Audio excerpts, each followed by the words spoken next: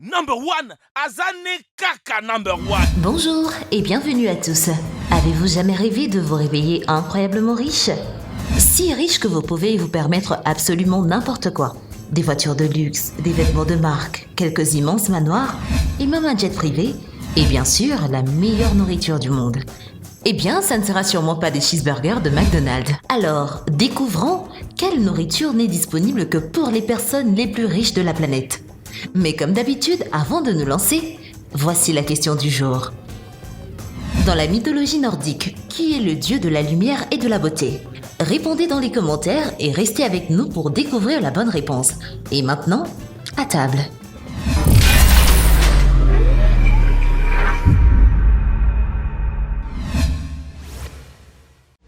Et surtout, n'oubliez pas d'aimer et de vous abonner pour ne rater aucune de nos vidéos. Le poulet Ayam Cemani. On croirait que ces poulets ont été victimes d'un incendie ou qu'ils sont tombés entre les mains d'un chef inexpérimenté.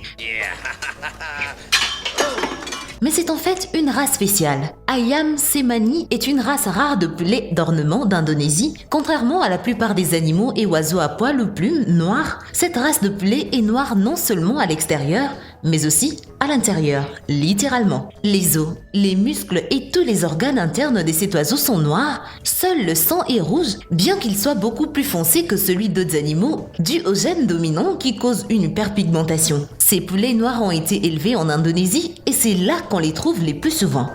Les poulets Ayam Cemani peuvent coûter entre 50 et 2500 $, selon plusieurs facteurs. Oui, vous avez bien entendu, ces poulets noirs peuvent coûter jusqu'à 2500 $. Pas étonnant que seuls les riches puissent se permettre de profiter de ces oiseaux rares. On dit que la viande de poulet Ayam Cemani a meilleur goût que celle des poulets ordinaires car elle grandit plus lentement et donc leur corps accumule plus de nutriments bénéfiques. En outre, les poulets noirs sont moins fertiles, ce qui augmente leur valeur.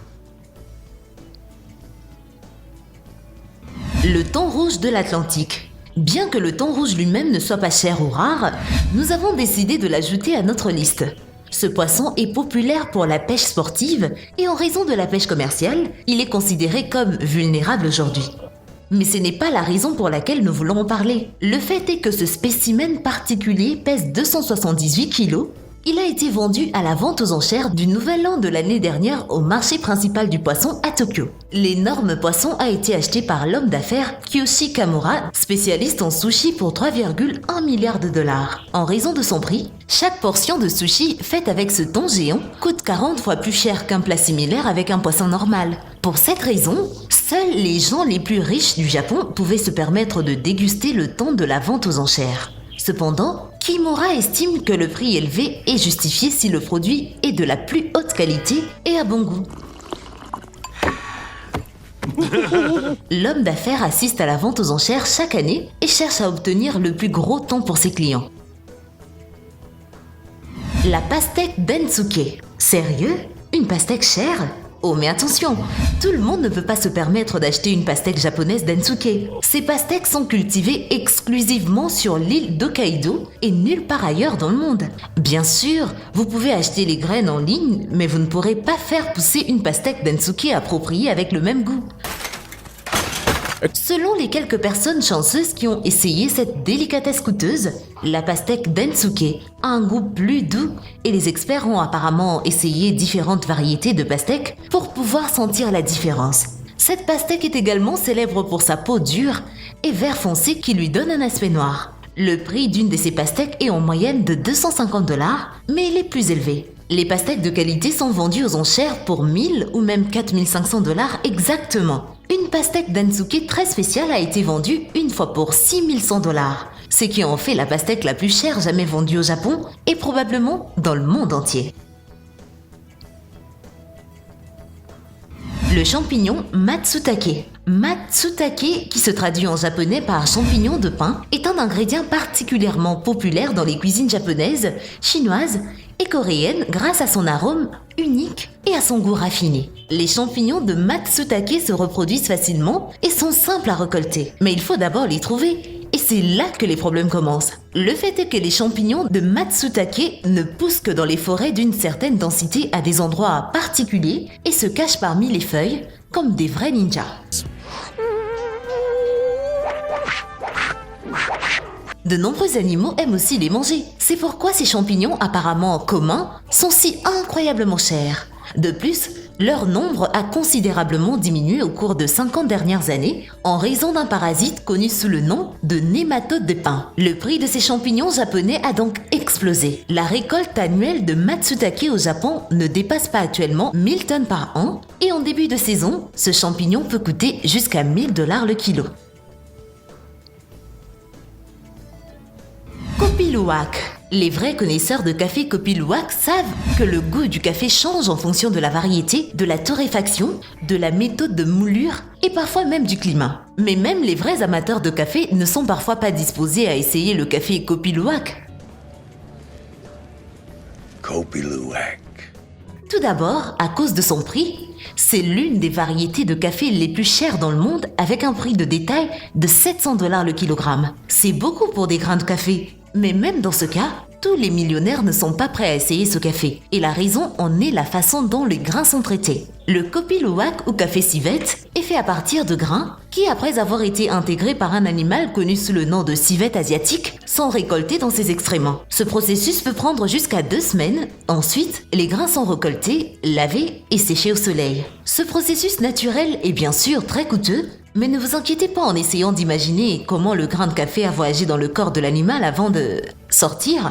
Sous l'influence du suc gastrique et d'enzymes, les composés protéiques du café sont décomposés, ce qui donne un goût doux presque non amer. Il a moins d'arômes de café, pourtant il y a des saveurs inattendues. Plusieurs vrais connaisseurs sont prêts à payer beaucoup d'argent pour avoir la possibilité de boire une tasse ou 2 de cette boisson. Strotarga Bianco. Maintenant parlons caviar. Ce doit être l'aliment préféré de nombreux millionnaires, mais on ne parle pas de caviar rouge ou même de caviar noir. Les pisciculteurs autrichiens ont offert à leurs clients les plus riches une assiette de caviar qui coûte 114 000 $ le kilo. Le Strotarga Bianco est du caviar déshydraté d'Esturgeon albinos de Sibérie saupoudré de feuilles d'or comestibles selon le site des pisciculteurs. Pour déguster ce plat, il faut le commander à l'avance car il est préparé individuellement pour chaque client. La raison en est qu'il est très difficile de faire. Du caviar d'Esturgeon albinos avec de l'or en plus. Sûrement c'est l'idée d'un homme obscènement riche qui ne savait plus comment dépenser son argent. Mais il s'avère que les auteurs de ce plat particulier sont des gens ordinaires. Walter Gruyel, 51 ans, et son fils Patrick. Ils affirment que le prix de ce plat est si élevé non seulement à cause de ses ingrédients uniques de bon goût, mais aussi à cause de ses propriétés bénéfiques. Par exemple, la feuille d'or est ajoutée précisément à cause de son effet positif sur le système immunitaire.